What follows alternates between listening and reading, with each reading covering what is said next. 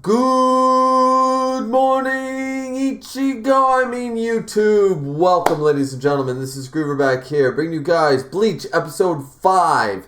We are up to the 5th episode. Now, this episode itself was actually quite good, because we see a lot, we get a lot of Chad, and back then, for however you feel about Chad as a character, for the whole of the series, Chad was a good character starting off.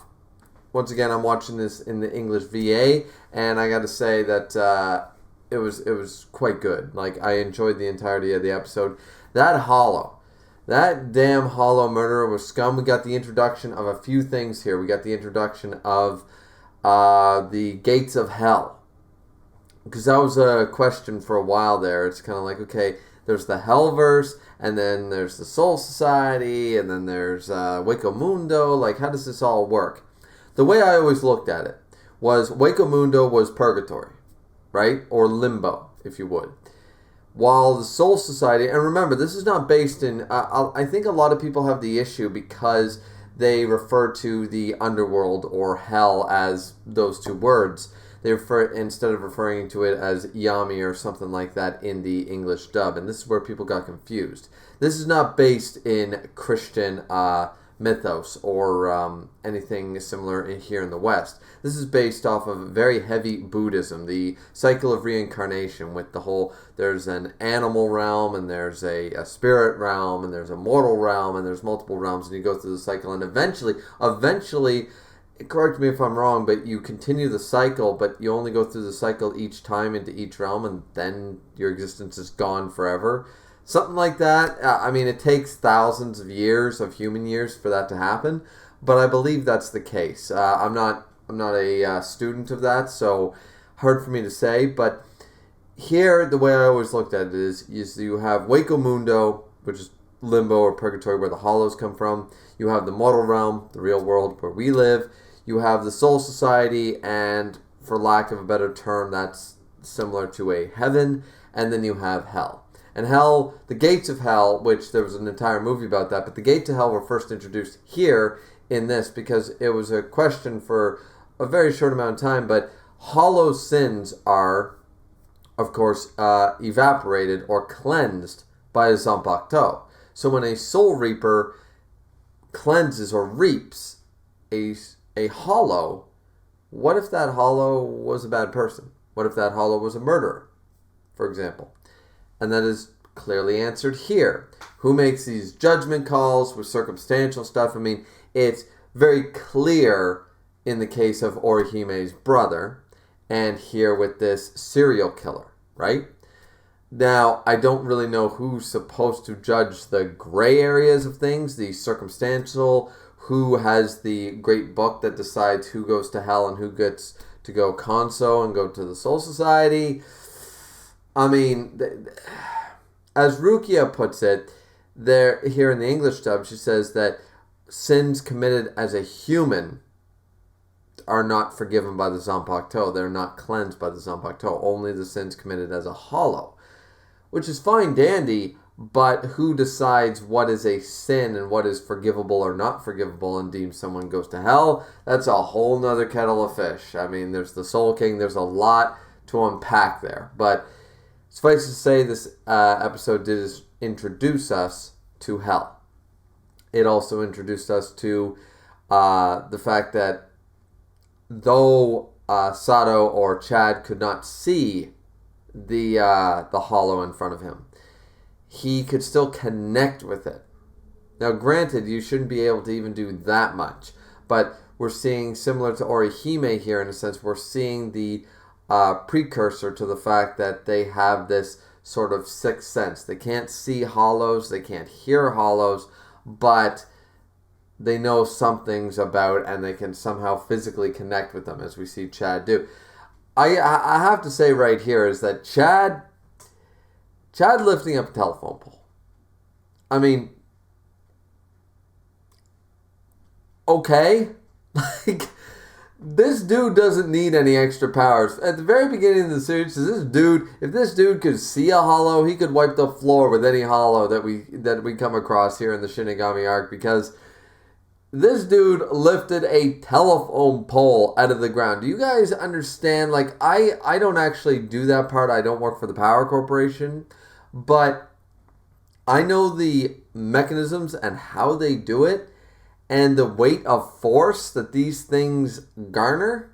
So the ridiculousness of this is not lost on me. And I'm not here complaining. I'm just saying that Chad was a literal Chad back in the beginning of Bleach. Chad was a Chad. He just, I don't care. Boom, I don't care. Boom, I don't care. Lift, swat, just everything. The comedic elements were still there. It was all fine and dandy. The episode was pretty good, though. There was a lot. It was a simple, like I mentioned in the last episode, this was going to be the conclusion, another two-parter. We had the beginning, the intro of this small storyline with this hollow particularly, and here's the conclusion of that storyline, right? So this episode was perfectly good in the conclusion side, better than the last one, of course, as a result of that. And I found the hollow's powers to be unique and all that fun jazz. The idea right away. Okay. Last part I really got to say, because there's not really a whole else to unpack. Rukia still doesn't have her powers. Ichigo's still badass. Chad is introduced here and seemingly knows now about Ichigo, and though he doesn't see... Like, I never fully understood. Okay, he couldn't hear the hollow, but Rukia says, do as it says and stay there. But she never really says, like, stay put or anything like that. And Chad just stays there and listens or something like that. Can't see Ichigo or the hollow, but somehow can listen at the end of the episode to Ichigo. The inconsistency there is probably not present in the manga. I didn't read that far in the manga for reference material for this episode. But, yeah, so either way, some inconsistencies there, I feel. But whatever, it's nitpicky. We have, as I said, Chad being a Chad. And let's just go to it. The damn bird. How does this make any goddamn sense? Like, really? I'm asking honestly. Post in the comments below how I'm wrong. Send me the link to the wiki page, how this all makes sense. But, like, the Hollow calls Ichigo a dumbass for this, basically. Like, I know you idiot. But it's like, okay, wait a minute now. Wait a minute. We're introduced to the fact that these souls that are evil or not, that if you have resentment, blah, blah, blah, they can become hollows. Now we have a dude who turned into a hollow, reaps a living being with no spiritual pressure, goes after that thing, and somehow, but doesn't reap it properly. Like, the hollow doesn't devour this soul. And once again, like, we haven't really seen outside of Ichigo, who has high levels of spiritual pressure for a human, we've never seen a hollow actually attack directly. I mean, we have, and it's not that they can't injure humans or anything like that, but it takes sufficient force. The fact that, when did a hollow get the ability to grab a soul out of a living body? I mean, you could make the argument that the hollow, like, this was just abbreviated and the hollow killed the little boy. The hollow kills the little boy, the soul comes out, and then he takes the soul and puts it in a goddamn bird, a cockatoo, whatever. And, okay, how does a hollow have that ability? How does a hollow have that, like, is that ever explained or utilized for the rest of the series, or is this a one-off? Like, I'm curious what the filler episodes might show me, because that's still, I'm still sitting there baffled. Like, let me get this straight. This is assuming that he killed the boy. He didn't just rip a soul out of a living body.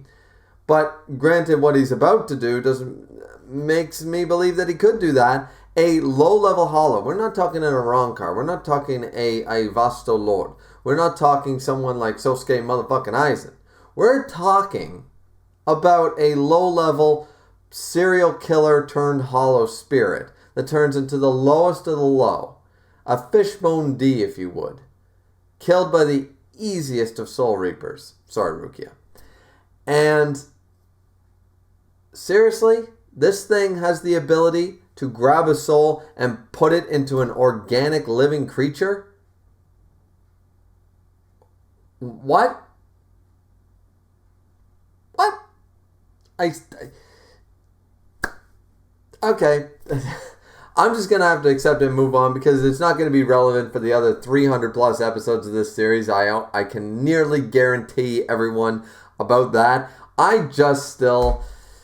mean, it hit in the feels just fine, but the fact of the matter is that this makes no sense. From everything we know about Hollows later on and Shinigami and everything, and we find out about the beast realm or the animal realm later on, through data books and later arcs.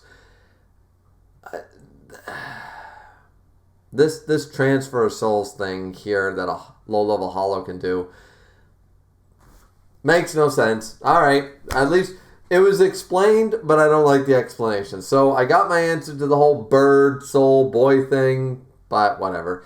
Either way, like, comment, subscribe, ladies and gentlemen. This has been Bleach Episode 5 review. Hope you guys enjoyed, and we will be back here for Episode 6. See you guys in a bit. Did I just steal Sundown's outro? Yeah, I think I did.